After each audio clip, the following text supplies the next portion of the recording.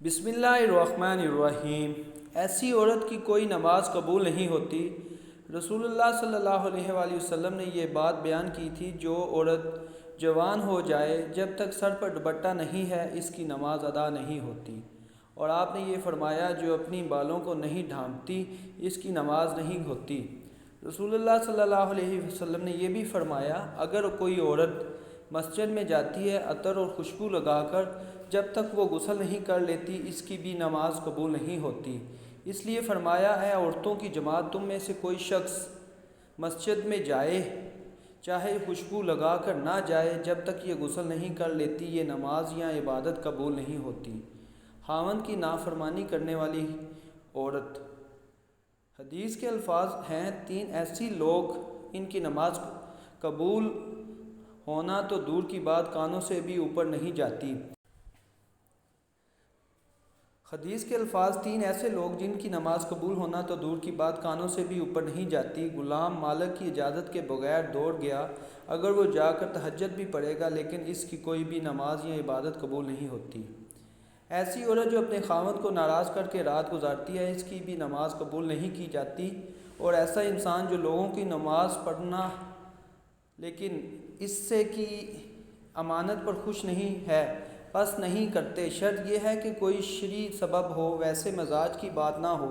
ایسا انسان اگر کسی کے سبب کی وجہ سے لوگ اسے پسند نہیں کرتے تو ایسے انسان کو نماز بھی قبول نہیں ہوتی۔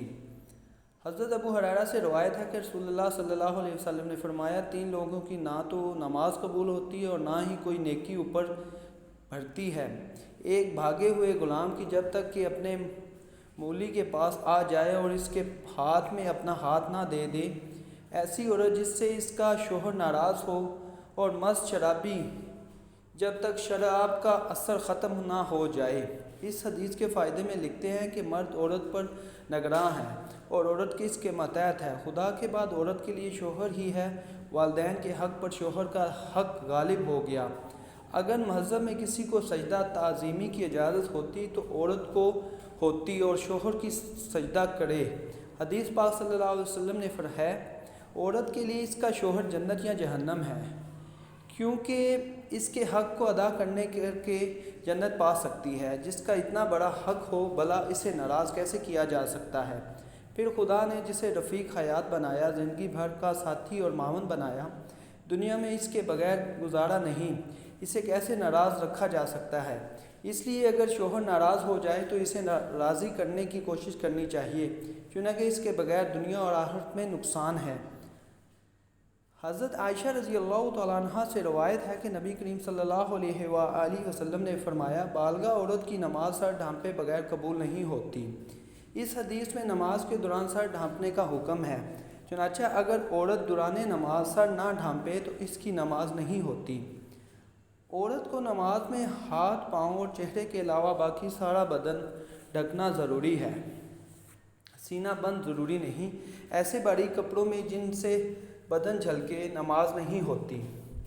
جو کپڑے ایسے باریک ہوں کہ ان کے اندر سے بدن نظر آئے، ان سے نماز نہیں ہوتی۔ نماز کے لیے دوپٹہ موٹا استعمال کرنا چاہیے۔ عورتوں کے لیے یہ لازم ہے۔ چہرہ، دونوں ہاتھوں گھٹنوں تک اور دونوں پاؤں ٹخنوں تک، ان تین اعضاء کے علاوہ نماز میں پورا بدن ڈھانکنا عورت کے لیے نماز کی صحیح ہونے کی شرط ہے، اس کے بغیر نماز نہیں ہوتی۔ خواتین کا یہ کہنا ہے کہ جب بندوں سے پردہ نہیں تو خدا اسے کیا پردہ؟ بالکل غلط۔ منکر ہے کہ اللہ تعالیٰ سے تو کپڑے پہننے کے باوجود آدمی چھپ نہیں سکتا، تو کیا پورے کپڑے اتار کر نماز پڑھنے کی اجازت دے دی جائے گی؟ پھر بندوں سے پردہ نہ کرنا ایک مستقل گناہ ہے۔ جو عورت اس گناہ میں مبتلا ہو اس کے لیے کیسے جائز ہو گیا کہ وہ نماز میں بھی ستر نہ ڈھانپے؟